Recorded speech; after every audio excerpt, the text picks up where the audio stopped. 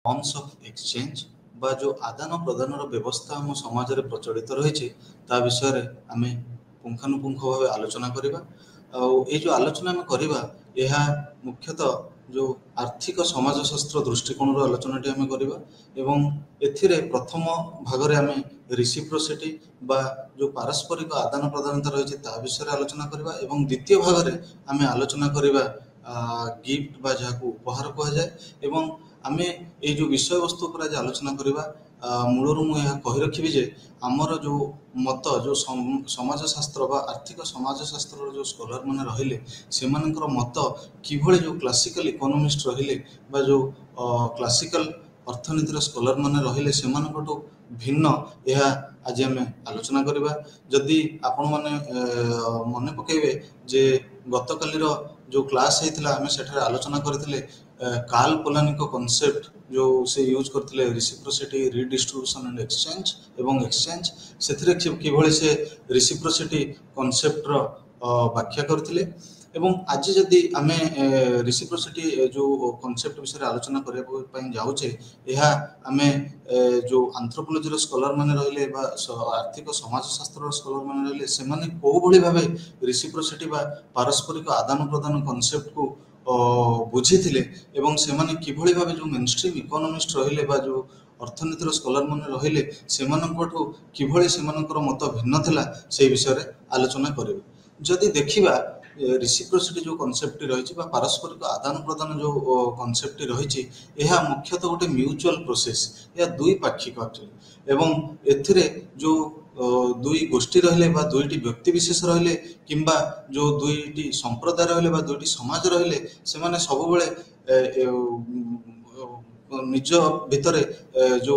द्रव्य बा वस्तु रहिला तार आदान प्रदान करिथांती। एहा द्वारा कौन हुए एहा द्वारा हुए तो गोटे पक्ष आर लाभ पाई थाए किंबा बहुत समय दुई पक्ष मध्य ये जो आदान प्रदान लाभ पाई थांती। किंतु समाजशास्त्र स्कॉलर माने जो आर्थिक समाजशास्त्र स्कॉलर माने रहिले से माने सबले कहते जे ये जो पारस्परिक आदान प्रदान प्रथा रही जो व्यवस्था रही समाज रे यह गोटे सोशल रिलेशनशिप फॉर्म होगा सहायक होता है जो सामाजिक संपर्कर प्रतिष्ठा हबारे डेभलप हबारे सहायक होता है। जदि आम उदाहरण स्वरूप देखिबा जे आमर जो संपर्क रही गोटे सेलर बा बायर भितर गोटे विक्रेता गोटे क्रेता बा जे क्रय करिथाय सेमानक भितर जो संपर्क रही यह किभली सृष्टि होता है। जेतेबेले गोटे लोक बाजार को जाउचे कोनोसी द्रव्य किनिबा पई सी प्रथमे दुकानी को तार मूल्य पचारि थाए बा जो विक्रेता को तार मूल्य पचारि थाए एवं अनेक समय जदि दुकानी बा जो क्रेता बा जे क्रय करिया पई जो व्यक्ति विशेष जनक जाइथांती सी जदि देखंती जे तांकर जो मूल्य जो विक्रेता कहउचंती ताहा जदि तांको पई उद्दिष्ट नुहे से पुणी नेक्स्ट विक्रेता को पाखु जाइथांती किंतु जेतेबेले सी अनुभव करंती जे जो गोटे निर्दिष्ट विक्रेता तांको सठिक मूल्य जोगाउचंती से द्रव्यटी को किनिबा आरंभ करथांती। किंतु यह द्वारा गोटे संपर्कर स्थापना होता है सृष्टि होता है एवं से संपर्क जहाँ आम गत कालीर क्लास रे आलोचना करथिले मार्क ग्रानोवेटर जो ट्रस्ट एवं टाइस उपरे बा जो विश्वास आ जो संपर्क जो सुदृढ़ता सेठू ही आरंभ होता है। किंतु जदि आम देखिबा जो सोशियोलॉजिस्ट बा जो आमर समाजशास्त्र स्कॉलर माने थिले सेमानकर कहवा अनुसार ये जो आदान प्रदान व्यवस्था रही हुए तो दुईटी व्यक्ति विशेष भीतर हो कि दुईटी गोष्ठी भीतर हो कि दुईटी संप्रदाय भीतर हो यह कंटिन्यूअस बा सब बेले चली रही दरकार। जदि एथिरे कोनोसी ब्रेक आसी थाए बा मझिरे यह बंद हो जाए ताहले जो संपर्क जो दृढ़ता थाए बा जो जहाँ ग्रानोवेटर कहते जो टाइज जो स्ट्रॉन्ग थाए ता धीरे धीरे क्षीण होगा आरंभ हुए एवं जो ट्रस्ट बा जो विश्वास थाए ता धीरे धीरे कमीबा को लगी थाए। यहाँ पर जदि आम देखिबा वर्तमान आलोचना आम करबा नेचर ऑफ रिसिप्रोसिटी जदि आम देखिबा जो फंडामेंटल फीचर रही उपादान रही जो आम रिसिप्रोसिटी बा पारस्परिक आदान प्रदान रे यह ସବୁବେଳେ गोटे व्यक्ति विशेष को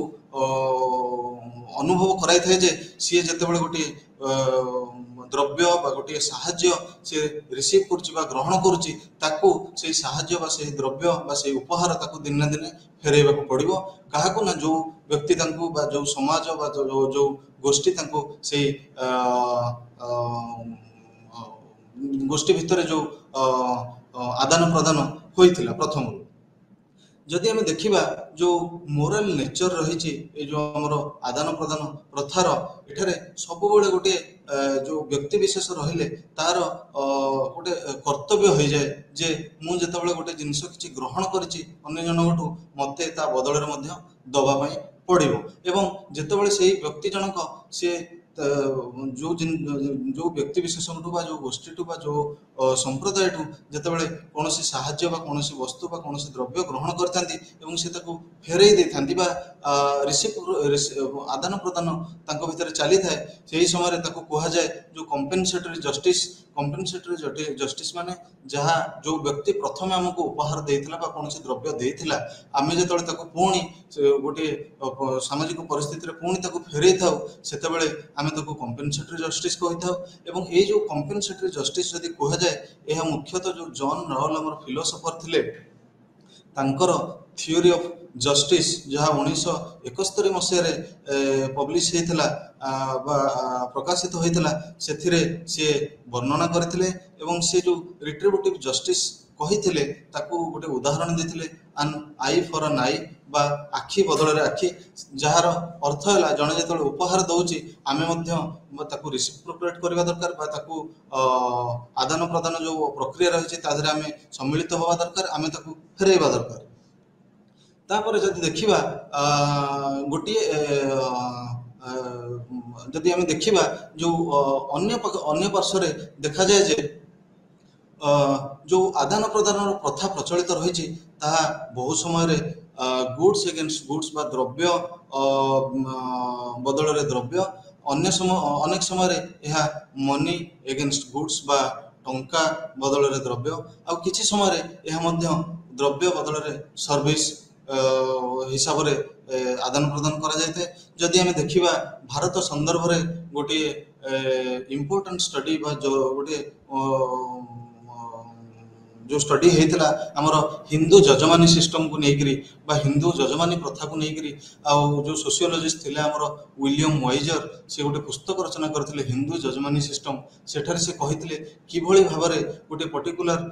बा गोटे निर्दिष्ट संप्रदाय बा गोटे निर्दिष्ट जाति सी केवल अन्य जाति सहित गोटे एक्सचेंज रिलेशनशिप बा जो आदान प्रदान संपर्क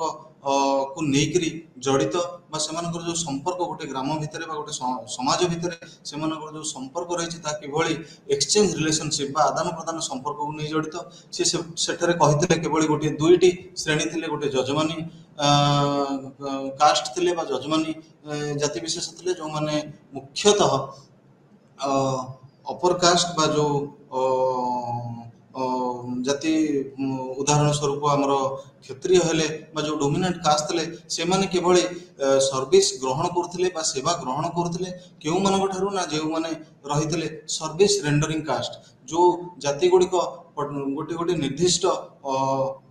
ऑक्युपेशन बा कास्ट बेस ऑक्युपेशन बा जाति भित्तिक जो तांकर वृत्ति रहितला जो थरे से माने स्पेशलाइज थिले से माने बा पारंगम थे निपुण थे से जाति गुड़िक यही पर्टिकुलर जजमानी कास्ट मानू से किभली सर्विस प्रदान करते एवं तार बदल से माने वर्ष शेष जो आम कहुए जे बर्तन बा से जो ड्यू थिला हुए तो से गुड्स रे नौथिले किंबा मॉनिटरी फॉर्म बा आम जहाँ को टंकार नेउथिले मुख्यतः जो प्रथमे जजमानी सिस्टम बा जो जजमानी प्रथा चली से जो आमर कामिन माने थिले बा सर्विस रेंडरिंग कास्ट माने जो माने थिले बा जो सेवा देउथिबा जो जाति विशेष माने थिले से माने जाति विशेषर जो इंडिविजुअल माने थिले व्यक्ति विशेष माने थिले से माने मुख्यतः ଅ, ଖାଦ୍ୟ ଶସ୍ୟ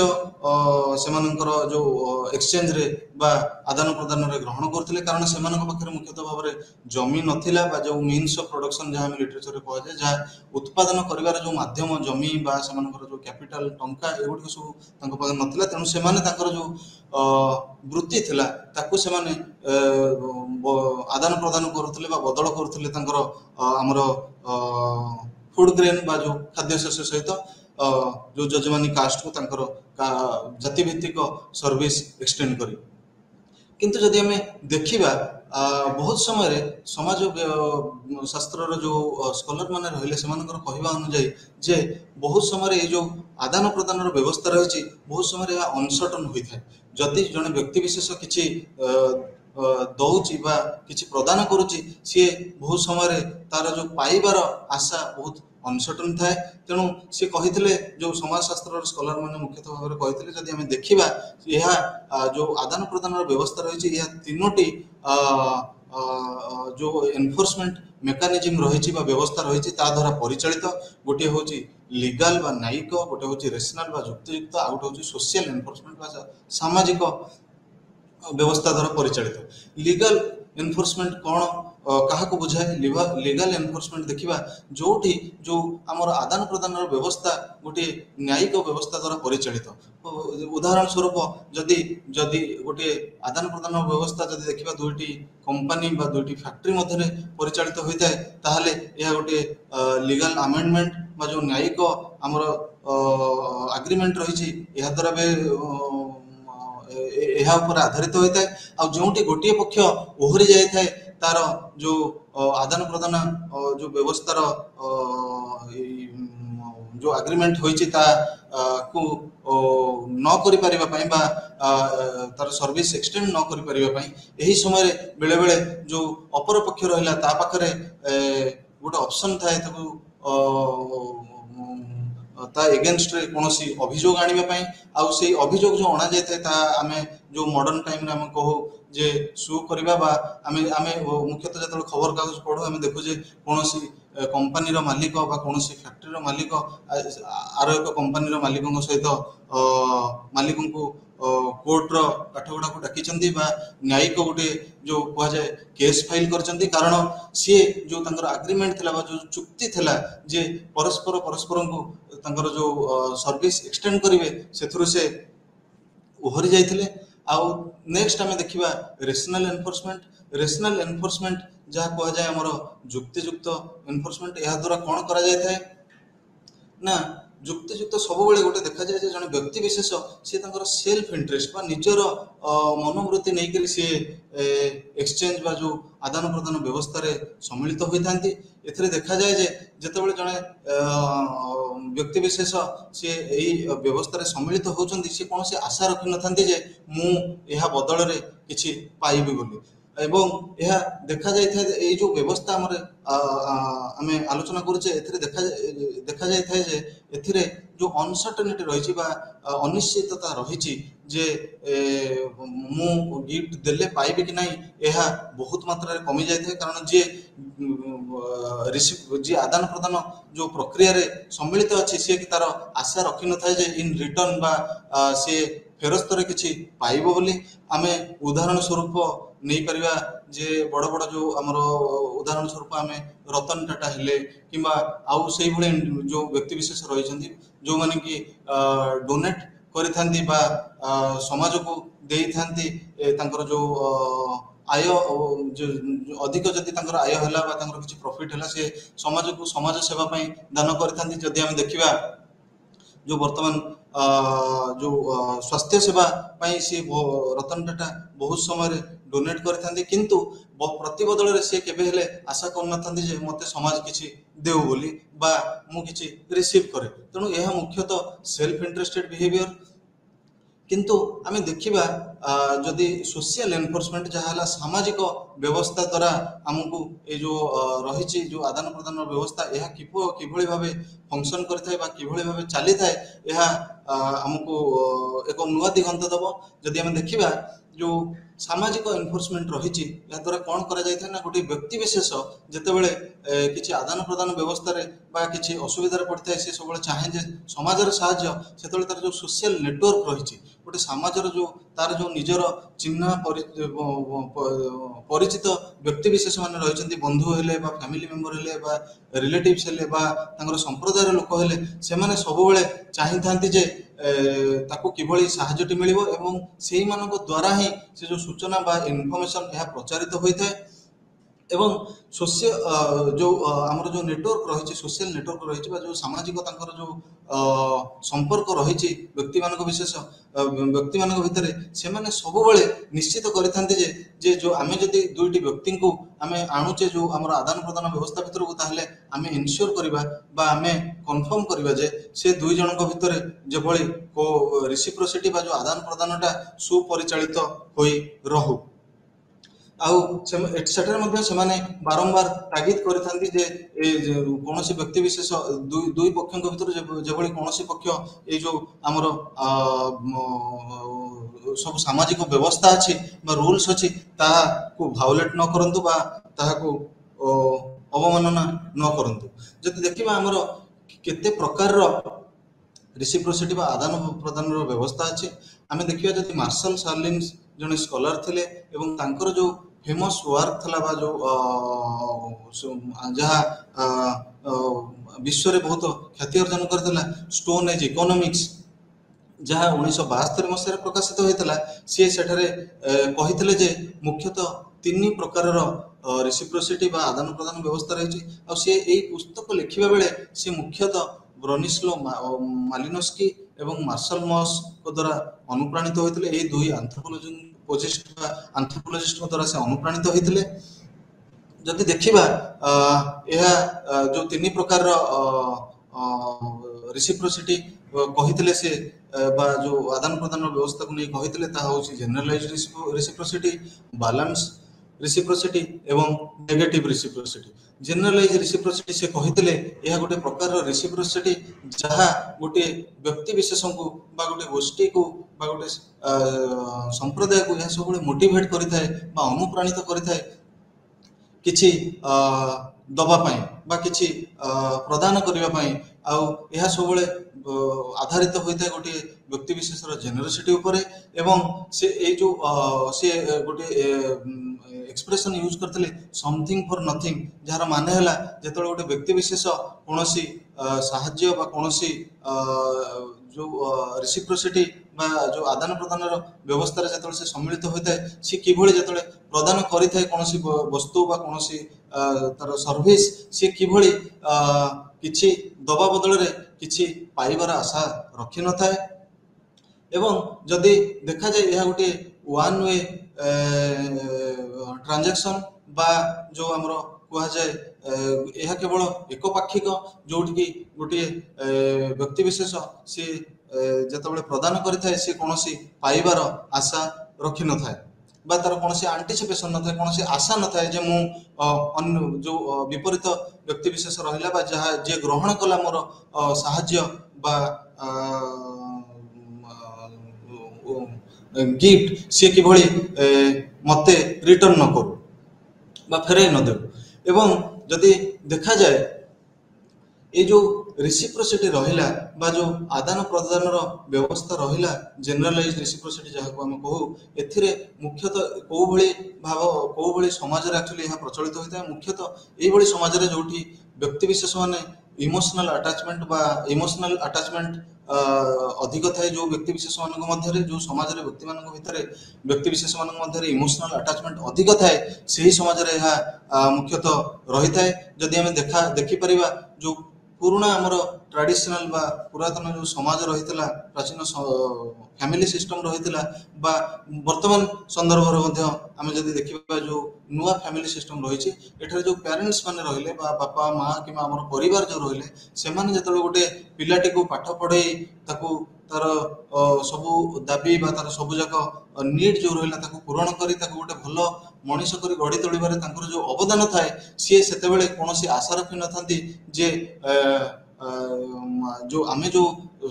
तार जो नर्चरिंग बा ताको जो बढ़ेबारे बा ताको सोशलाइज करिबारे आमे जतिकी इन्वेस्ट करछु बा आमे जतिकी समय विनियोग करछु जहाँ आमे किंबा आमे जतिकी धन विनियोग करछु किंबा आमे जतिकी हमर निजर उपार्जित अर्थ विनियोग करछु एहा बदलरे आमे किछि फेरी पाइबु बोली तेणु एहा एक पाखिया ट्रांजैक्शन जहाँ कहले से आमे जति देखिबा जो जनरलाइज रेसिप्रोसिटी रहिला बा जो आदान प्रदान व्यवस्था रहिला एथिरे देखा जाए जे जन व्यक्ति जे साहाय्य पाई थाए जन व्यक्ति जे प्रकृत रे साहाय्य पाई थाए अन्य जनक ठारू सी जेतबे तार समय आसे आउ जन को साहाय्य करिवा पई सी केबे हेले पछघुंचा दिए नाही एवं सी सब बळे सुजोग खोजु थाए जे केवल जो व्यक्ति ताको प्रथमे सहायता करथिला सी केवल तार साहाय्य टिको पुनी रिसिप्रोकेट करि परिबो बा आदान प्रदान करि परिबो एवं एई क्षेत्र रे देखा जाए जे जो जनरलाइज रेसिप्रोसिटी रे जहाँ ए जो संदर्भटी मुख्यतः भावे फॉलर एंड क्रिस्टकिस आलोचना करथिले एवं तांकर संदर्भटी इकोनॉमिस्ट माने जो रहिले बा अर्थनैतिक अर्थनीतिर जो स्कॉलर माने रहिले से माने उनको द्वारा भलो भाबरे उत्तम भाबरे आदृत होइतिला एहा पर आमे देखिबा बैलेंस रेसिप्रोसिटी हला जे गोटे संप्रदाय बा गोटे व्यक्ति विशेष बा दुईटी व्यक्ति विशेष जतबे एही प्रक्रिया रे बा जो आदान प्रदान प्रक्रिया रे जतबे इन्वॉल्व होइतांती बा सम्मिलित होइतांती सेतेबेले से जो संपर्कटी को से माने लंबा समय धरि मेंटेन करथांती ए जो संपर्कटी लंबा समय धरि से माने बा जो आदान प्रदान जो संपर्कटी से लंबा समय धरि किभଳି भाबरे व्यवस्थित करी रखिथांती थ्रू रेसिप्रोसिटी बा आदान प्रदान द्वारा यह उदाहरण स्वरूप जो देखा जाए जे आमर जो कौन फंक्शन है कौन सेरिमनी है से समय आम जो आमर कौन बंधु बांधव बा कौन रिलेटिव आम जो इनवाइट कर निमंत्रण करने किभली भाव जदियो तंकर बहुत काम थाए बा बहुत से व्यस्त था कि बहुत दूर था किंतु से संपर्क से बंचाई रखापी से किभली भाव से फंक्शन को बा से सेरिमनी को आसी था सेठारे जोग दे था किंतु एथरे देखा जाए जे जेतेबेले से जो फंक्शन ने बा से जो ओकेजन ने बा से जो मीटिंग रे से जोग दे थांती सेमानकटू गोटे जो उपहार जो आमे ग्रहण करथाउ संगे संग बा सही समय रे यह जो विपर जो अपर पक्ष रहिला से किभली भाबे आशा करथाय जे मु जेतेबेले तांको निमंत्रण करिवि मु मध्य एही प्रकार साहाय्य पाइबे किंबा मु जेतेबेले निमंत्रण करिवि सी मध्य मोर जो फंक्शन होची बा सेरिमनी होची सेठी को से अटेंड करिया पे निश्चित भाबे आसीबे किंतु बहुत समय देखा जाए जे ये जो आमर जो संपर्कटी रही आदान प्रदान संपर्क रही जो बैलेंस रेसिप्रोसिटी संदर्भ रे देखा जाए जे जदि कौन सी जो व्यक्ति विशेष ओहरी जाए तार जो दायित्व अच्छे एक्सटेंड करिबारे बा पालन करिबारे सेतेबेले जो अपर पक्ष रहिला सी किभली भाबरे एहाकू बंद तार जो आदान प्रदान जो संपर्कटी को किभली भाव छिन्न करने चेष्टा करता है एवं एथिरे देखा जाए जे मुख्यतः भाव में एथिरे गोटे टाइम पीरियड थाए समय सीमा थाए कारण बहुत समय देखा जाता है गोटे लोक जो अन्य लोकर फंक्शन को जाइए सी आंटिसिपेट करे सी आशा करे जे अपर पक्ष लोकटी मोर उदाहरण स्वरूप जदि पुओ बाहागर है कि झील बाहागर है कि कौन डेथ सेरिमनी है सी आसो और से प्रकार साहाय्य कर जो प्रकार करी किंतु जदि अपर पक्ष लोक एथुरु ओहरी जाए ताहले से गोटे जो व्यवस्था रही जो संपर्क था ये संपर्क रे क्षुण्णता आनी थाए एवं बहुत समय देखा जाए जो से जो संपर्कटी ता सठिक भाव में परिचालित न होता है एवं गोटे पक्ष ओहरी जाए साहाय्य पाइबा परे सेतेबेले कौन करा जाए बा आदान प्रदान व्यवस्था ओहरी जाए सेतेबेले अपर पक्ष कौन करे ना सी अन्य लोक मानक आगे से व्यक्ति विशेष विषय समालोचना करती यह द्वारा समालोचना करिवार कारण है यह द्वारा से जन देवाई चाहती जे से व्यक्ति निश्चित भाव में जाना पातु जे मु तांको उपरे असंतुष्ट अच्छी तांकर ये जो व्यवहार तांकर जो ओहरी जीवा ये जो आमर आदान प्रदान व्यवस्था अच्छी तांकर एथुरु ओहरी जीवा मो पई बा जो आम संपर्कर पई एक नेगेटिव इंडिकेशन बा गोटे नेगेटिव बा गोटे नकारात्मक फल आनी देछि। यह द्वारा कौन हुए ना बहुत समय रे जो व्यक्ति ओहरी जाए जो आदान प्रदान संपर्क बा व्यवस्था भितर सी पुणी बाध्य हुए लोक समालोचना को डरिकी जे लोक समालोचनार भय से बाध्य हुए तार जो ड्यूटीज अच्छी तार जो ओब्लिगेशंस अच्छी किभଳି भाବରେ पूर्ण करिबा पई। आम जो देखा उदाहरण स्वरूप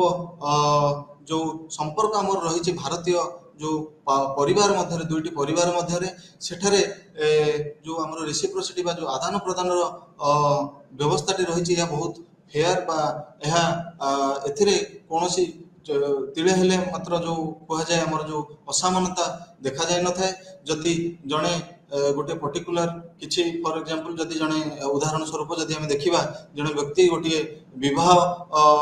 उत्सव अटेंड करने सम्मिलित होगापी जाइए सी जदि साहाय्य स्वरूप 5,000 टंका बा 10,000 टंका दे था से अपरपक्ष व्यक्ति सी जो आर फैमिली को आसी था आर परिवार को आसी था कौन से विवाह भोजी फंक्शन बा उत्सव अटेंड करने सी समान अमाउंट बा समान अमाउंट रुपीज है टंका है आर्थिक साहाय्य प्रदान करि तापर आम देखा जो नेक्स्ट आमर परवर्ती रेसिप्रोसिटी है नेगेटिव रेसिप्रोसिटी बा नकारात्मक जो रेसिप्रोसिटी रहा यह संपूर्ण भाव अपोजिट हो विपरीत हो जनरलाइज रेसिप्रोसिटी। जनरलाइज रेसिप्रोसिटी आम कौन कहते से जन व्यक्ति स्वतःस्फूर्त भाव से किभଳି निजर जो आदान प्रदान व्यवस्था सम्मिलित होची किंतु से जो प्रदान करुच्चे से कौन से जिन पाइबार आशा रखुनी किंतु नेगेटिव रेसिप्रोसिटी कौन हुए ना जो दुईटी पक्ष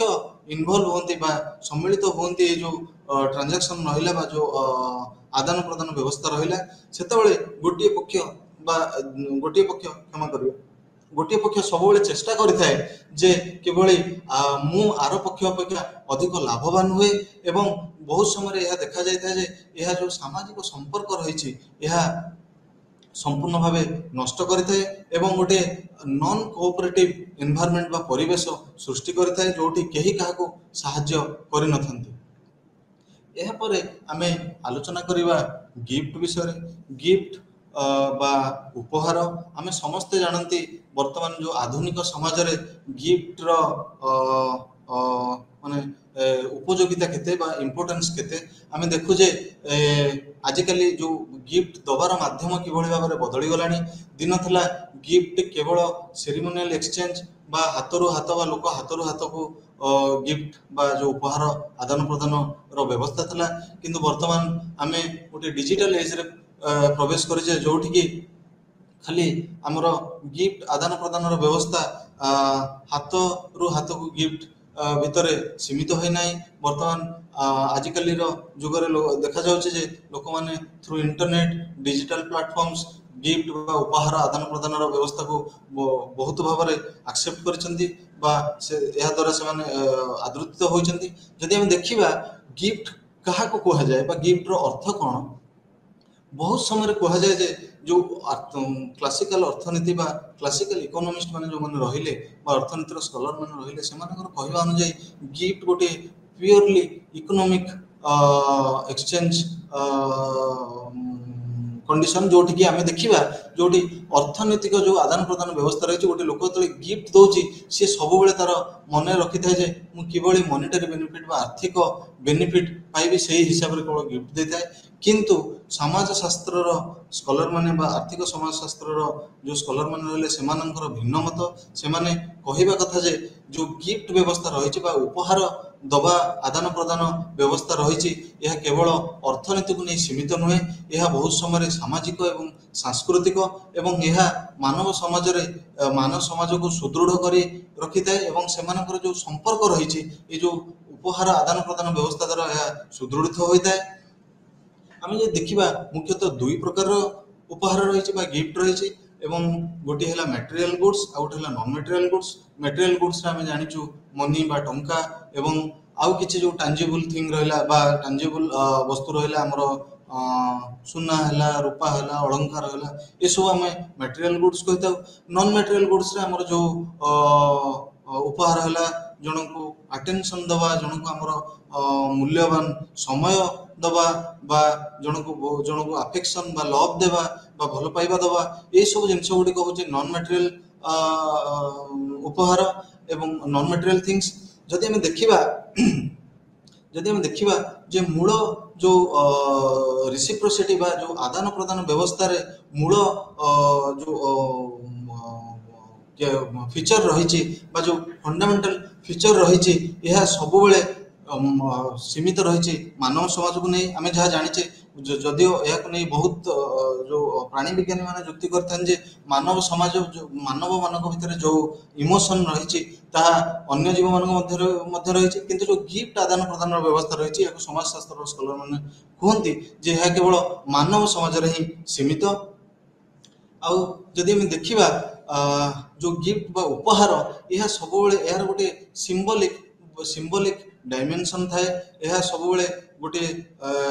ସାଂସ୍କୃତିକ ଅର୍ଥକୁ ସବୁବେଳେ ସୂଚାଇଥାଏ। ଯେତେବେଳେ ଆମେ କୌଣସି ଗିଫ୍ଟ କାହାକୁ ଦେଇଥାଉ, ଏହା ସୂଚାଇଥାଏ ଯେ ଆମେ ହୁଏତ ତାଙ୍କୁ ଭଲ ପାଇ ଦେଉଛୁ କିମ୍ବା ଆମେ ତାଙ୍କର ଯେଉଁ ଉନ୍ନତି ହେଉଛି ତାକୁ ଦେଖି ଦେଉଛୁ। ଏହା କିଛି ଗୋଟେ ସାଂସ୍କୃତିକ ଅର୍ଥକୁ ସୂଚାଇଥାଏ ବା ମିନିଂକୁ ସୂଚାଇଥାଏ। ତେଣୁ ଗିଫ୍ଟ ସବୁବେଳେ ଆମେ ଯଦି ବା ଉପହାରଟି ସବୁବେଳେ ଗୋଟେ ଅର୍ଥନୈତିକ ଇଏକୁ ନେଇ ବା ଆସ୍ପେକ୍ଟକୁ ନେଇକରି ଦେଖାଯାଇନଥାଏ। ଯଦି ଆମେ ଦେଖିବା ଏଡୱାର୍ଡ ସେଫଲିନ୍ ତାଙ୍କର ଗୋଟିଏ ଆର୍ଟିକିଲ ପ୍ରକାଶିତ କରିଥିଲେ reciprocity in the construction of reality, ସେଠାରେ ଯାହା 1980ରେ ପ୍ରକାଶିତ ହୋଇଥିଲା। ସେଠାରେ ସେ କହିଥିଲେ ଯେ ଉପହାର ଦେବା ହେଉଛି ଗୋଟେ ସମ୍ପୂର୍ଣ୍ଣ ସାମାଜିକ କର୍ତ୍ତବ୍ୟର ଉଦାହରଣ। ଏବଂ ଯଦି ଅର୍ଥନୀତି ର ସ୍କଲର ମାନଙ୍କର ମନ୍ତବ୍ୟ ଆମେ ଦେଖିବା, ସେମାନେ ମୁଖ୍ୟତଃ କହୁଥିଲେ ଏହା ଗୋଟିଏ ବାଣିଜ୍ୟ ଆଦାନ ପ୍ରଦାନ ବ୍ୟବସ୍ଥାର ଅଂଶ। ଆଉ ଯଦି ଆମେ ଦେଖିବା ଚେନ୍ ତାଙ୍କର ବୁକ୍ରେ ଦ ଗିଫ୍ଟ ଇକୋନୋମି, ସେ କହିଥିଲେ ଯେ ଏଭଳି କୌଣସି ସମାଜ ନାହିଁ ମଣିଷ ବିଶ୍ୱରେ, ଯଦି ଆମେ ଯେକୌଣସି ସମାଜକୁ ଯିବା ସେଠି ଆମେ ପାଇବା ଏ ଯେଉଁ ଉପହାର ଆଦାନ ପ୍ରଦାନର ବ୍ୟବସ୍ଥା। ଏଭଳି କେଉଁଠି ସମାଜ ନାହିଁ ବିଶ୍ୱରେ ଯେଉଁଠି ଆପଣ ଏହି ଆଦାନ ପ୍ରଦାନର ବ୍ୟବସ୍ଥା ନ ପାଇବେ। ଆମେ ଦେଖିବା ଯେ ଡାଇମେନସନ୍ସ ଅଫ୍ ଗିଫ୍ଟ ଗିଭିଂ, ଏହାର କେତୋଟି ଡାଇମେନସନ୍ ରହିଛି। ମୁଖ୍ୟତଃ ଯଦି ଦେଖିବା ଏ ଯେଉଁ ଲେଭି ଷ୍ଟ୍ରସ୍ ତାଙ୍କର ଯେଉଁ ଦ ଏଲିମେଣ୍ଟାରୀ ଷ୍ଟ୍ରକ୍ଚର ଅଫ୍ କିନସିପ୍ ପୁସ୍ତକରେ ସେ ଯେତେବେଳେ 1969ରେ ପ୍ରକାଶିତ କରିଥିଲେ, ସେତେବେଳେ ସେ କହିଥିଲେ ଯେ ଯେଉଁ ଟ୍ରାଇବାଲ ଇକୋନୋମି ରହିଲା ବା ଟ୍ରାଇବାଲ ଅର୍ଥନୀତି ରହିଲା ବା ଯେଉଁ ଆମର ଆଦିବାସୀ ଅର୍ଥନୀତି ରହିଲା, ମୁଖ୍ୟତଃ ସେଠାରେ ଦେଖାଯାଇଥିଲା ଯେ 3 ପ୍ରକାରର ଯେଉଁ ଆମର କୁହାଯାଏ ଯେଉଁ ଉପହାର ପ୍ରଦାନ କରାଯାଇଥାଏ, 3 ପ୍ରକାରର ଯେଉଁ ଡାଇମେନସନ୍କୁ ନେଇକି। ଗୋଟିଏ ହେଲା ସୋସିଆଲ ଡାଇମେନସନ୍ ଯେଉଁଟା ହେଲା ଆମର ସାମାଜିକ ଅର୍ଥ। ଏହାକୁ କୁହାଯାଏ ଯେ ଯେତେବେଳେ ଗିଫ୍ଟ ଦଉଛନ୍ତି ବା ଯେତେବେଳେ ଆମେ ଉପହାର ଦଉଛନ୍ତି ଗୋଟିଏ ବ୍ୟକ୍ତି ବିଶେଷକୁ କିମ୍ବା ଗୋଟେ ସମ୍ପ୍ରଦାୟକୁ କିମ୍ବା ଗୋଟେ ଗୋଷ୍ଠୀକୁ, ସେତେବେଳେ ଆମେ ତାର ଯେଉଁ ସାମାଜିକ ପରିସ୍ଥିତି ରହୁଛି ତା ସହିତ ଅଙ୍ଗାଅଙ୍ଗୀ ଭାବେ ଜଡ଼ିତ ହେଉଛନ୍ତି। ଉଦାହରଣ ସ୍ୱରୂପ ସେ କହିଥିଲେ ଯେ ଗୋଟିଏ ବା ଯେତେବେଳେ ଜଣେ ଉପହାର ପ୍ରଦାନ କରୁଛି, ସିଏ ସୂଚାଇ ଦେଉଛି ଯେ ମୁଁ କେତେ ସିନସିୟର ବା ମୁଁ କେତେ ତୁମ ସହିତ ଅଙ୍ଗାଅଙ୍ଗୀ ଭାବେ ଜଡ଼ିତ, ତୁମ ଦୁଃଖ ଏବଂ ତୁମ ସୁଖ ସହିତ। ସିଏ ଉଦାହରଣ ଦେଇଥିଲେ କିଭଳି ଭାବେ ଯେତେବେଳେ ଆମେ ଗୋଟେ ମ୍ୟାରେଜକୁ ଯାଉଛୁ କିମ୍ବା ଗୋଟେ ଜନ୍ମଦିନକୁ ଯାଉଛୁ, ସେଠି କିଭଳି ଆମେ ଖୁସି ହୋଇ କିଛି ଉପହାର ପ୍ରଦାନ କରିଥାଉ, କିନ୍ତୁ ଆମେ ଯେତେବେଳେ ଗୋଟେ ଡେଥ୍ ସେରିମନି ଯାଉଛୁ କିମ୍ବା ଗୋଟେ ଲୋକର ମୃତ୍ୟୁ ପରେ ଆମର ତାର ଯେତେବେଳେ ଯେଉଁ ଫଙ୍କସନ୍ ହେଉଛି ବା ସେରିମନି ହେଉଛି, ରିଚୁଆଲ ହେଉଛି, ସେଠିକି ଯେତେବେଳେ ଆମେ ଯାଉଛୁ ଆଟେଣ୍ଡ କରିବା ପାଇଁ, ସେତେବେଳେ ମଧ୍ୟ ଆମେ କିଭଳି ଆର୍ଥିକ ସାହାଯ୍ୟ ଯୋଗାଇ ଦେଇଥାଉ। ଯଦି ଆମେ ଷ୍ଟଡି ଦେଖିବା, ଯାହା ମୁଁ ଗତକାଲି କହିଥିଲି ଏଫ୍.ଜି. ବେଲିଙ୍କର ଯେଉଁ ଓଡ଼ିଶାର ବିଶିପଡ଼ା ଗ୍ରାମ ଉପରେ ଯେଉଁ ଷ୍ଟଡି ଅଛି, ସିଏ ଯେଉଁ ରିସର୍ଚ୍ଚ କରିଥିଲେ, ତାଙ୍କ ସନ୍ଦର୍ଭରେ ସେ କିଭଳି କହିଥିଲେ ଯେ ସମ୍ପର୍କୀୟ ମାନେ କିଭଳି ଆର୍ଥିକ ସାହାଯ୍ୟ ଯୋଗାଇ ଦେଇଥାନ୍ତି ଗୋଟିଏ ଲୋକର ଡେଥ୍ ସେରିମନି, ଗୋଟେ ଲୋକ ମରିଗଲା ପରେ ତାର ଯେଉଁ ରିଚୁଆଲ ରହିଛି ତାକୁ ପାଳନ କଲାବେଳେ ତାର କିଭଳି ସମ୍ପର୍କୀୟ ମାନେ ଆର୍ଥିକ ସାହାଯ୍ୟ ଯୋଗାଇ ଦେଇଥାନ୍ତି। ଯଦିଓ ତାହା ସେ ଆର୍ଥିକ ସାହାଯ୍ୟ ସମ୍ପୂର୍ଣ୍ଣ ଭାବେ ତାର ଯେଉଁ ଆବଶ୍ୟକତା ଅଛି ତାକୁ ପୂରଣ କରିନଥାଏ, କିନ୍ତୁ ଏହା ସୂଚାଇଥାଏ ଯେ ସେମାନେ କିଭଳି ଭାବରେ ସେ ଯେଉଁ ଆଦାନ ପ୍ରଦାନ ବ୍ୟବସ୍ଥା ସହିତ ଜଡ଼ିତ। ଆମେ ଯଦି ଦେଖିବା କିନ୍ତୁ ସବୁବେଳେ ଏଥିରେ ଗୋଟେ ଲୁକାୟିତ କାରଣ ରହିଥାଏ ଯେ ଲୋକମାନେ ଯେତେବେଳେ କୌଣସି ଆଦାନ ପ୍ରଦାନ ବ୍ୟବସ୍ଥାରେ ସମ୍ମିଳିତ ହୋଇଥାନ୍ତି, ସେମାନେ ଗିଫ୍ଟ ଦେଇଥାନ୍ତି। ଏହା ସୋସିଓଲୋଜିଷ୍ଟ ବା ସମାଜଶାସ୍ତ୍ରର ସ୍କଲାର ମାନେ ସବୁବେଳେ କୁହନ୍ତି ଯେ ସବୁବେଳେ ଏହା ଜାଣିବା କଷ୍ଟ ଯେ ଗୋଟେ ବ୍ୟକ୍ତି ବିଶେଷର ଯେଉଁ ଲୁକାୟିତ କାରଣ ରହିଛି, ସେ କ'ଣ ପାଇଁ ତାର ଗିଫ୍ଟ ଦଉଛି, ଏହାକୁ ପଢ଼ିବା କଷ୍ଟ। ଏବଂ ଯଦି ଦେଖିବା ଆମେ ମାର୍ଶାଲ ମଉସ୍ ଯେ ଆମର ଆନ୍ଥ୍ରୋପୋଲୋଜିଷ୍ଟ ଥିଲେ, ତାଙ୍କର ଯେଉଁ ଷ୍ଟଡି ଥିଲା ବା ତାଙ୍କର ଯେଉଁ କାମ ଥିଲା ଦ ଗିଫ୍ଟ, ସେ କହିଥିଲେ ଯେ କିଭଳି ଯେ ଉପହାର ଦେବା ଦ୍ୱାରା ଗୋଟିଏ ଯେଉଁ ବନ୍ଧନ ରହିଛି ବା ସାମାଜିକ ବନ୍ଧନ ରହିଛି ଦୁଇଟି ଗୋଷ୍ଠୀଙ୍କ ଭିତରେ ବା ଦୁଇ ପକ୍ଷଙ୍କ ଭିତରେ, ତାହା କିଭଳି ସୁଦୃଢ଼ ହୋଇଥାଏ। ଏବଂ ସେ କହିଥିଲେ ଯେ ଏଇ ଯେଉଁ ସେ ଆଉ ଗୋଟେ କଥା ମଧ୍ୟ କହିଥିଲେ ଯେ ଏହା ଉପହାର ଦେବା ଦ୍ୱାରା ଏହା ଗୋଟେ ଅପ୍ଟିମାଲ ବିହେଭିୟରକୁ ଜନ୍ମ ଦେଇଥାଏ। ଏହା ଦ୍ୱାରା କ'ଣ କରାଯାଇଥାଏ ନା, ଏହା ଦ୍ୱାରା କ'ଣ ହୋଇଥାଏ ନା, ଏଥିରୁ ଆମେ ଜାଣିପାରିଥାଉ ଯେ ସେ ଦୁଇ ଜଣ ଲୋକଙ୍କ ଭିତରେ ସମ୍ପର୍କ କେତେ। ଏବଂ ସେ କହିଥିଲେ ଯେ ଯେଉଁ ଗୋଟେ ଯେତେବେଳେ ଗୋଟେ ଲୋକ ଅନ୍ୟ ଜଣେ ବ୍ୟକ୍ତି ବିଶେଷ ଗୋଟିଏ ପକ୍ଷ ଯେତେବେଳେ ଅନ୍ୟ ପକ୍ଷର ବହୁତ ନିଜର ହୋଇଥାଏ ବା ବହୁତ କ୍ଲୋଜ୍ ହୋଇଥାଏ ଏବଂ ସେ ଅଙ୍ଗାଅଙ୍ଗୀ ଭାବେ ତାର ଦୁଃଖ ସୁଖ ସହିତ ଜଡ଼ିତ ହୋଇଥାଏ, ସିଏ ଯେତେବେଳେ ତାର କୌଣସି ଫଙ୍କସନ୍ ବା ତାର କୌଣସି ସେରିମନି ବା ତାର କୌଣସି ମିଟିଂ ଆଟେଣ୍ଡ କରିବା ପାଇଁ ଆସେ, ସିଏ କିଭଳି ଏକ୍ସପେନ୍ସିଭ୍ ଗିଫ୍ଟ ଦେଇଥାଏ ବା ବହୁତ ମୂଲ୍ୟବାନ ଉପହାର ଦେଇଥାଏ। ଏବଂ ସେ ଯେଉଁ ମୂଲ୍ୟବାନ ଉପହାର ଏହା ସୂଚାଇ ଦେଇଥାଏ ଯେ ତାହା କିଭଳି ତାଙ୍କର ସୁଦୃଢ଼ ସମ୍ପର୍କ ବା ସୁଦୃଢ଼ ଯେଉଁ ଆଦାନ ପ୍ରଦାନ ବ୍ୟବସ୍ଥାର ସୂଚକ। କିନ୍ତୁ ଏହାକୁ ବହୁତ ସମାଜଶାସ୍ତ୍ରର ସ୍କଲାର ମାନେ ପରେ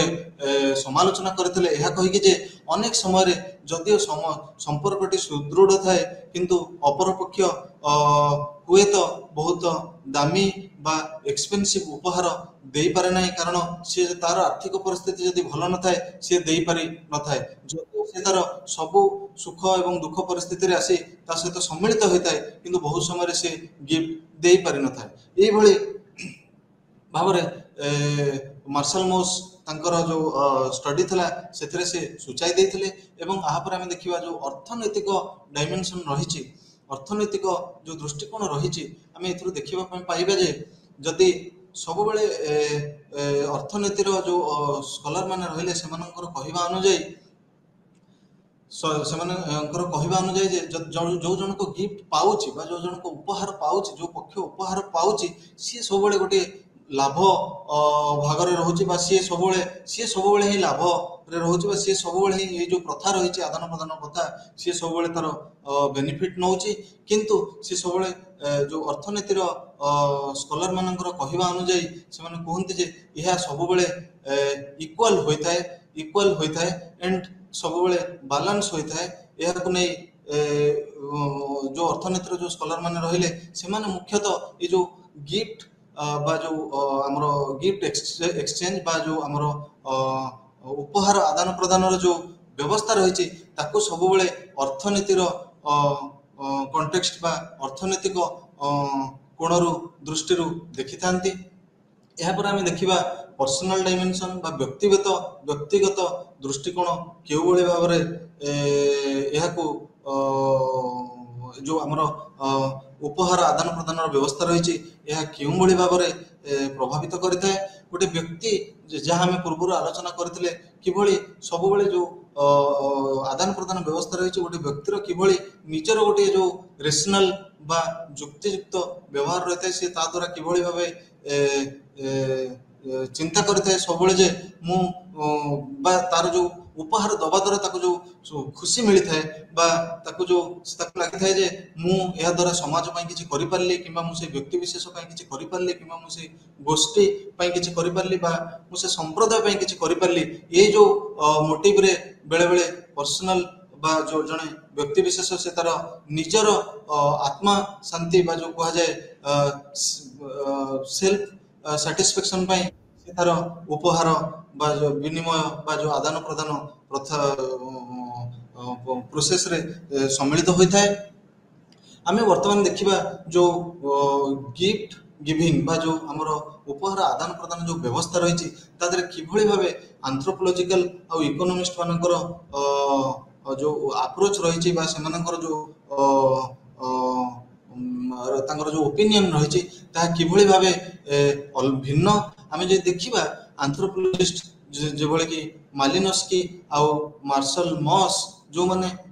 ଯେଉଁ ଉପହାର ଦେବା ପ୍ରଥା ବା ଗିଫ୍ଟ ଗିଭିଂ ଯେଉଁ ସଂସ୍କୃତି ରହିଛି ବା କଲଚରକୁ ସେମାନେ କିଭଳି ଭାବେ ହାଇଲାଇଟ୍ କରିଥିଲେ ଏବଂ ତାଙ୍କର କହିବା ଅନୁଯାୟୀ ଏ ଯେଉଁ ଗିଫ୍ଟ ଦେବା ବା ଉପହାର ଦେବା ପ୍ରଥା ବହୁତ ପୁରାତନ ବା ଯେଉଁ ପ୍ରିମିଟିଭ ସୋସାଇଟି ବା ପୁରାତନ ସମାଜରେ ମଧ୍ୟ ପ୍ରଚଳିତ ଥିଲା ଏବଂ ସେମାନେ ତାଙ୍କ କହିବା ଅନୁଯାୟୀ ଯେତେବେଳେ ସେଇ ସମାଜରେ କିଛି ଗିଫ୍ଟ ଲୋକମାନେ ଦଉଥିଲେ ବା ଗୋଟେ ସମ୍ପ୍ରଦାୟ ବା ଗୋଟେ ଗୋଷ୍ଠୀ ଆର ଗୋଷ୍ଠୀକି ଦଉଥିଲା ସେମାନେ ସବୁବେଳେ ଆଶା ମଧ୍ୟ କରୁଥିଲେ ଯେ କିଛି ପାଇବା ପାଇଁ ଏବଂ ବହୁତ ଅନେକାଂଶରେ ଦେଖାଯାଏ ଯେ ଯେତେବେଳେ ବା ଗିଫ୍ଟ ବା ଉପହାର ଲୋକ ଦିଅନ୍ତି ସେତେବେଳେ ଗୋଟେ ପରିବାର କିଭଳି ତାକୁ ସବୁ ଏକାଠି କରି ରଖିଥାଏ ଏବଂ ମୁଖ୍ୟତଃ ଯେଉଁ ଫଙ୍କସନ୍ ହେଲା ବା ସେରିମନି ହେଲା ବା କିଭଳି ସେଇଭଳି ମିଟିଂରେ ସେମାନେ କିଭଳି ଏହା ଦେଖେଇଥାନ୍ତି ଯେ ମୋର ଏହି ସମ୍ପର୍କୀୟ ଏହି ଉପହାର ଦେଇଛି, ସେ ସମ୍ପର୍କୀୟ ସେଇ ଉପହାର ଦେଇଛି, ଏହା ଦ୍ୱାରା କିଭଳି ସେମାନେ ଏକ୍ଜିବିସନ୍ କରିଥାନ୍ତି ବା ଦେଖେଇଥାନ୍ତି। କିନ୍ତୁ ଯଦି ଆମେ ଦେଖିବା ଯେ ଇକୋନୋମିକ୍ସ ବା ଅର୍ଥନୀତିର ଯେଉଁ ସ୍କଲାର ମାନେ ରହିଲେ ସେମାନେ କୁହନ୍ତି ଯେ ଏ ଯେଉଁ ଉପହାର ପ୍ରଥା ରହିଛି, ଉପହାର ଆଦାନ ପ୍ରଦାନର ପ୍ରଥା ରହିଛି, ଏହା ପଛରେ ସବୁବେଳେ ଗୋଟେ ସେଲ୍ଫ ଇଣ୍ଟରେଷ୍ଟ ରହିଛି ବା ଯେଉଁ କୁହନ୍ତି ସେଲ୍ଫ ଇଣ୍ଟରେଷ୍ଟ ରହିଛି ଆଉ ସବୁବେଳେ ଏହା ଇଣ୍ଡିଭିଜୁଆଲିଷ୍ଟିକ ବା ବହୁତ ବ୍ୟକ୍ତିବାଦ ଉପରେ ବିବେଚିତ ଏବଂ ସେ କୁହନ୍ତି ଯେ ସେଠି ଲୋକ ସବୁବେଳେ ଗୋଟେ ତାଙ୍କର ଲୁକ୍କାୟିତ ଡିଜାୟାର ରହିଛି ବା ତାଙ୍କର ଜିଜ୍ଞାସା ରହିଛି ଯେ ସେମାନେ ଯେତେବେଳେ କିଛି ଗିଫ୍ଟ ଦିଅନ୍ତି ତା ବଦଳରେ କିଛି ମ୍ୟାଟେରିଆଲ ବେନିଫିଟ୍ ହଉ କିମ୍ବା ଇମ୍ୟାଟେରିଆଲ ବେନିଫିଟ୍ ପାଇବା ପାଇଁ ସେମାନେ ଆଶା ରଖିଥାନ୍ତି, ଯେମିତି ତାଙ୍କର ସମ୍ମାନ ପାଇବା ପାଇଁ ହଉ କିମ୍ବା ଭଲ ପାଇବା ପାଇବା ପାଇଁ ହଉ କିମ୍ବା ସ୍ନେହ ପାଇବା ପାଇଁ ହଉ କିମ୍ବା ଆତ୍ମସମ୍ମାନ ବଢ଼ାଇବା ପାଇଁ ହଉ। କିନ୍ତୁ ଯଦି ସୋସିଓଲୋଜିକାଲ ଆପ୍ରୋଚ୍ ଦେଖିବା ବେସିକାଲି ଆମେ ଦେଖିବାକୁ ଗଲେ କୌଣସି ବି ବହୁତ କମ୍ ସମାଜଶାସ୍ତ୍ରର ସ୍କଲାର ମାନେ ପ୍ରକୃତରେ ଏଇ ଯେଉଁ ଗିଫ୍ଟ ଗିଭିଂ ବା ଉପହାର ଆଦାନ ପ୍ରଦାନ ବ୍ୟବସ୍ଥା ଉପରେ ଆଲୋଚନା କରିଥିଲେ। ଯଦିଓ ବ୍ରନିସ୍ଲୋ ମାଲିନୋସ୍କି ସେ ଆନ୍ଥ୍ରୋପୋଲୋଜିର ସ୍କଲାର ଥିଲେ କିନ୍ତୁ ତାଙ୍କୁ ସମସ୍ତେ ସମାଜଶାସ୍ତ୍ରର ସ୍କଲାର ମାନେ ମଧ୍ୟ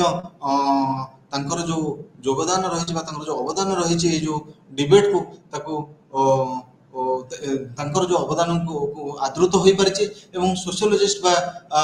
ସମାଜଶାସ୍ତ୍ରର ସ୍କଲାର ମାନେ ତାଙ୍କୁ ମାଲିନୋସ୍କିଙ୍କୁ ଆନ୍ଥ୍ରୋପୋଲୋଜିର ସ୍କଲାର ଭାବରେ ନ ଗଣିକି ସବୁବେଳେ ଯେତେବେଳେ ଗିଫ୍ଟ ଗିଭିଂ ଆନାଲିସିସ୍ ଆସେ ବା ଯେତେବେଳେ ତର୍ଜମା ହୁଏ ବା ଯୁକ୍ତି ହୁଏ ଉପହାର ଆଦାନ ପ୍ରଦାନର ଯେଉଁ ଆମର ପ୍ରଥା ରହିଛି ସେତେବେଳେ ସେ କୁହନ୍ତି ଯେ ସ୍କଲାର ମାନେ ଯୁକ୍ତି ବାଢ଼ନ୍ତି ଯେ ମାଲିନୋସ୍କିଙ୍କର ଆନାଲିସିସ୍ ବା ତାଙ୍କର ଯୁକ୍ତି ବହୁତ ଅନେକାଂଶରେ ସମାଜଶାସ୍ତ୍ରର ଯେଉଁ ଯୁକ୍ତି ରହିଛି, ସମାଜଶାସ୍ତ୍ରର ସ୍କଲାର ମାନଙ୍କର ଯେଉଁ ଯୁକ୍ତି ରହିଛି ତା ସହିତ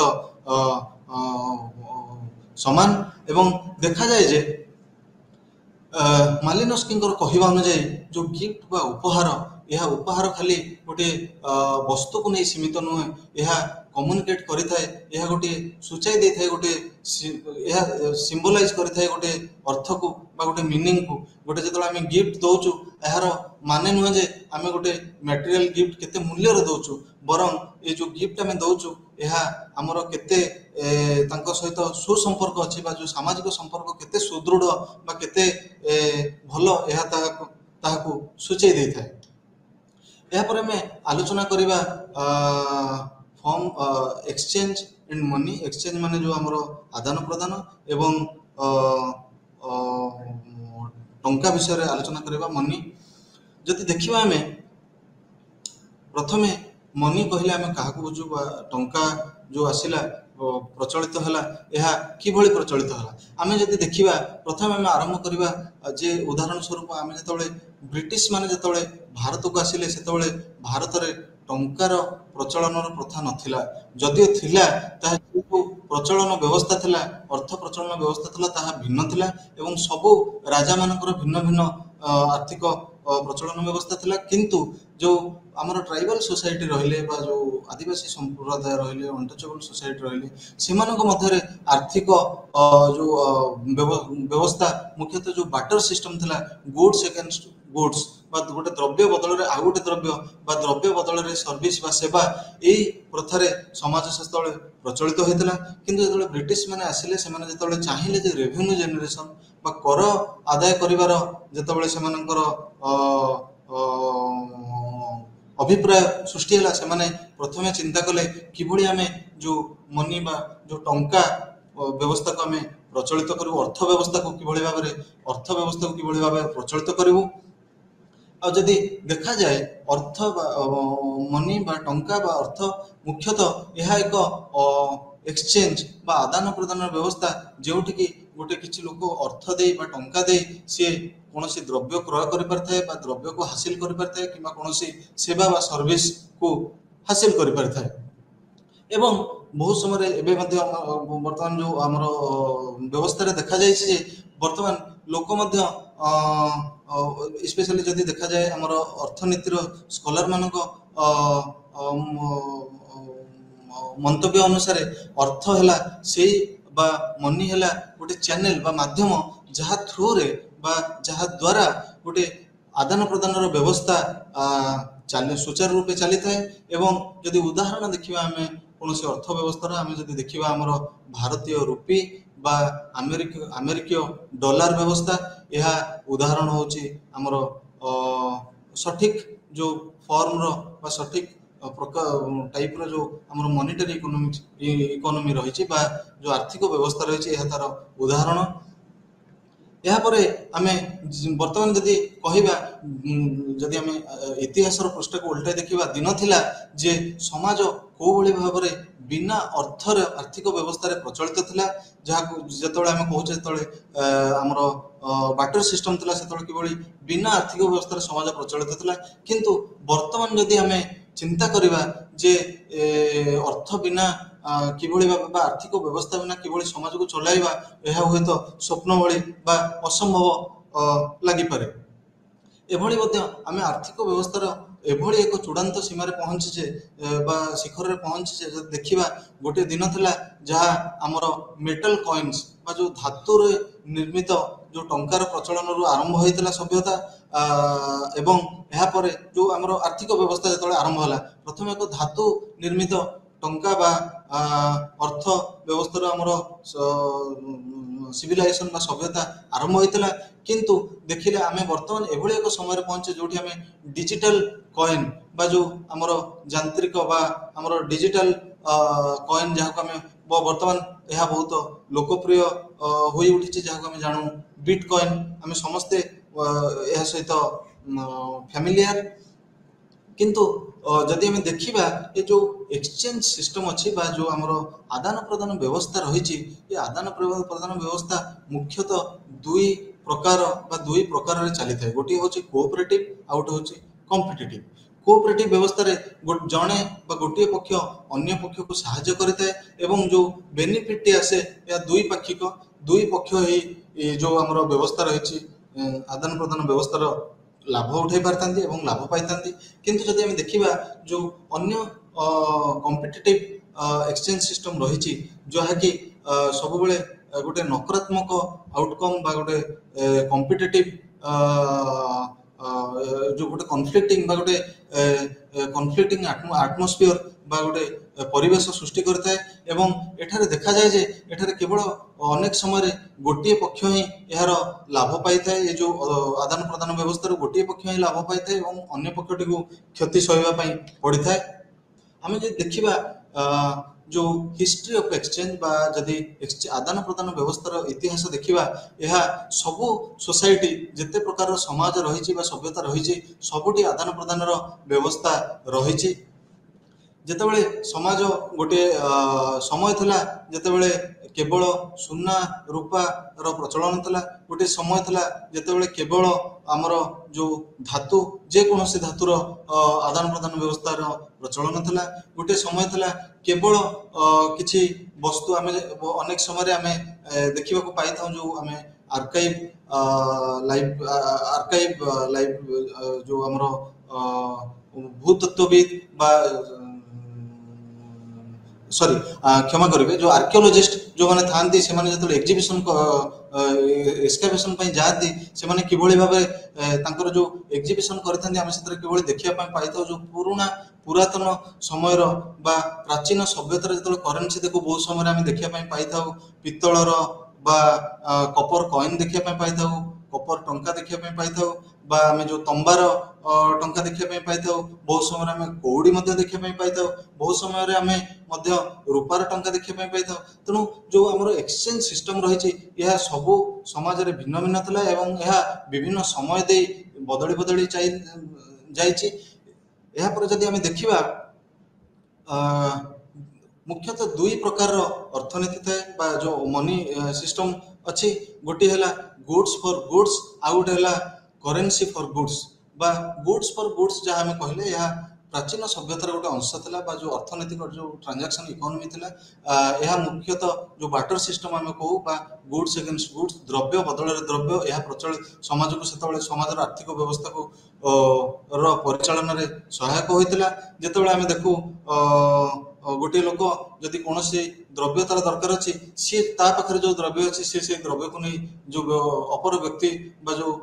ଆର ବ୍ୟକ୍ତି ବିଶେଷଙ୍କ ପାଖକୁ ଯାଉଥିଲା ତା ବଦଳ କରି ସେଇ ଯେଉଁ ଦ୍ରବ୍ୟକୁ ଆଣିବା ପାଇଁ। କିନ୍ତୁ ବର୍ତ୍ତମାନ ଯେଉଁ ମଡର୍ଣ୍ଣ ସୋସାଇଟି ବା ଯେଉଁ ଆଧୁନିକ ସମାଜ ଆସି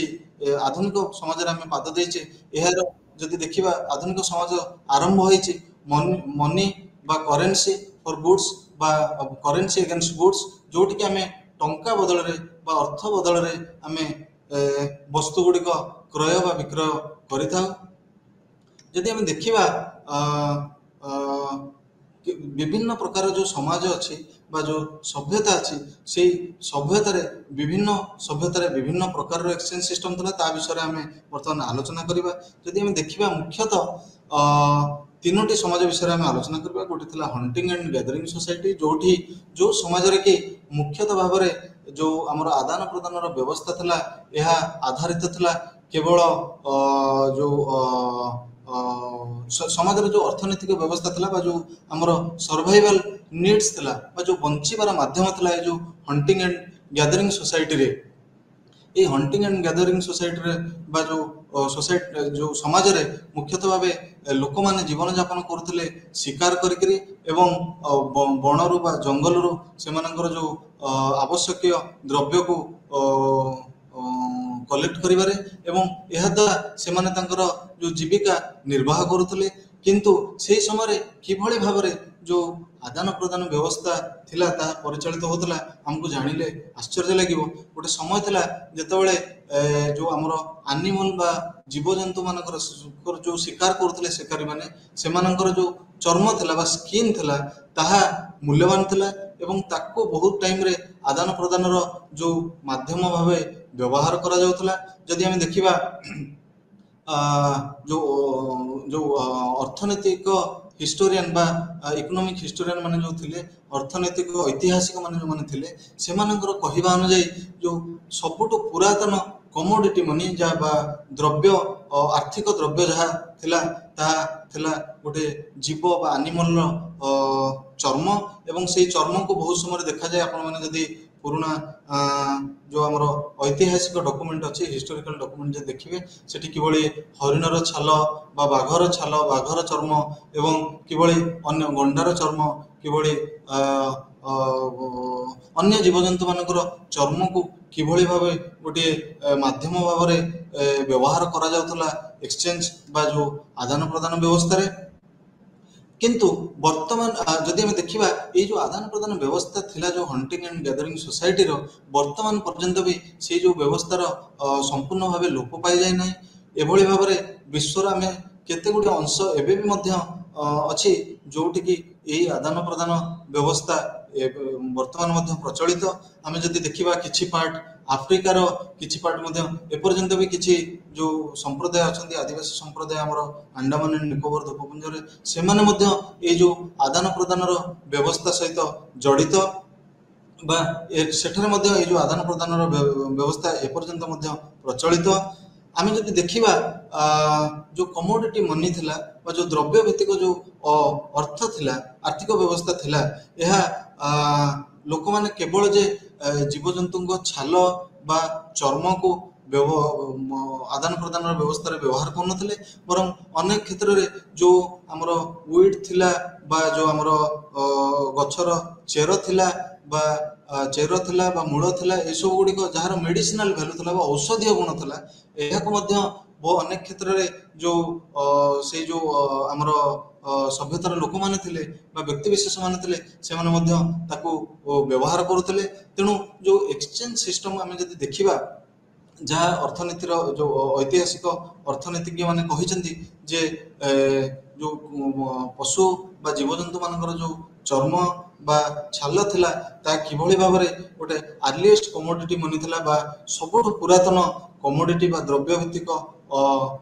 ଅର୍ଥ ଥିଲା ବା ଟଙ୍କା ଥିଲା, ଅର୍ଥ ଥିଲା ଏବଂ ତାକୁ କିଭଳି ଭାବରେ ସେଇ ସମୟର ବ୍ୟକ୍ତି ବିଶେଷ ମାନେ ଏକ୍ସଚେଞ୍ଜ କରି ତାଙ୍କର ଜୀବିକା ନିର୍ବାହ କରୁଥିଲେ ବା ସେମାନେ ଯୋଉ ଯୋଉ ଆମର ଆଦାନ ପ୍ରଦାନର ବ୍ୟବସ୍ଥାରେ ସମ୍ମିଳିତ ହଉଥିଲେ ଏବଂ ତାପରେ କିଭଳି ଭାବରେ ଏହାକୁ ଛାଡ଼ି ଯୋଉ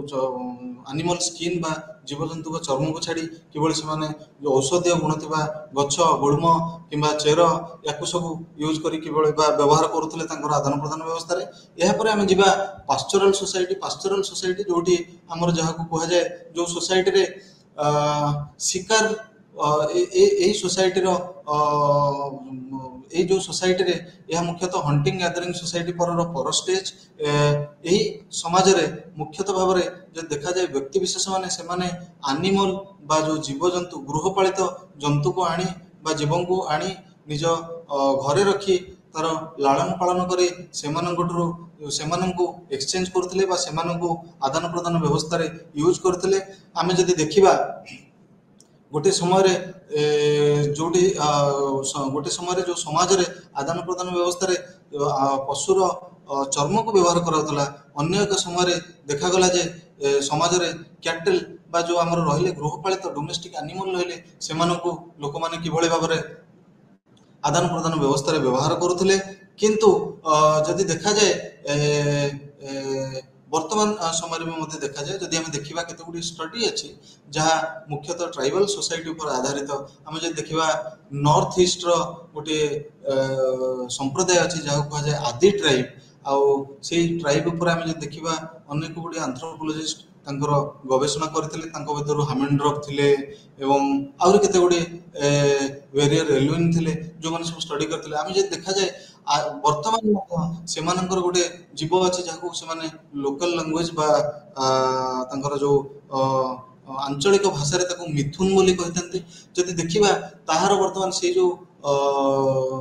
ଆନିମଲ ଅଛି ବା ସେ ଯୋଉ ଜୀବ ଅଛି ତାହା ବର୍ତ୍ତମାନ ତାହାର ମୂଲ୍ୟ ଗୋଟେ ଲୋକ ଲଗାଇବା ଅସମ୍ଭବ ହବ, କାରଣ ସେମାନେ ତାକୁ ମୁଖ୍ୟତଃ ଏକ୍ସଚେଞ୍ଜ ରିଲେସନସିପ୍ ବା ତାଙ୍କର ଯୋଉ ଆଦାନ ପ୍ରଦାନ ବ୍ୟବସ୍ଥାରେ ବ୍ୟବହାର କରିଥାନ୍ତି। ଆମେ ଦେଖିବାକୁ ପାଇବା ଯେ ତାଙ୍କର ଯଦି କୌଣସି ମ୍ୟାରେଜ ହୁଏ କିମ୍ବା ହଁ ମୁଖ୍ୟତଃ ମ୍ୟାରେଜରେ ବା ବିବାହ ଯୋଉ ସଂସ୍କୃତି ତାଙ୍କର ରହିଛି, ମ୍ୟାରେଜ କଲଚର ରହିଛି, ସେଇଠାରେ ମୁଖ୍ୟତଃ ସେମାନେ ସେଇ ଯୋଉ ମିଥୁନକୁ ବ୍ୟବହାର କରିଥାନ୍ତି ତାଙ୍କର ଯୋଉ ଆଦାନ ପ୍ରଦାନରେ। ଆଉ ଡାଉରି ଭାବରେ ତାଙ୍କର ସେଠି ସେ ଯୋଉ ଆନିମଲ ରହିଛି ବା ସେ ଯୋଉ କ୍ୟାଟେଲ ରହିଛି ତାକୁ ସେମାନେ ବ୍ୟବହାର କରିଥାନ୍ତି। ଏବଂ ଆମେ ଯଦି ଦେଖିବା ଯୋଉ ଚର୍ମ ବା ଯୋଉ ଗୋଟେ ଟାଇମରେ ଗୋଟେ ସମୟରେ ଯୋଉ ଚର୍ମ କିମ୍ବା ଗୋଟେ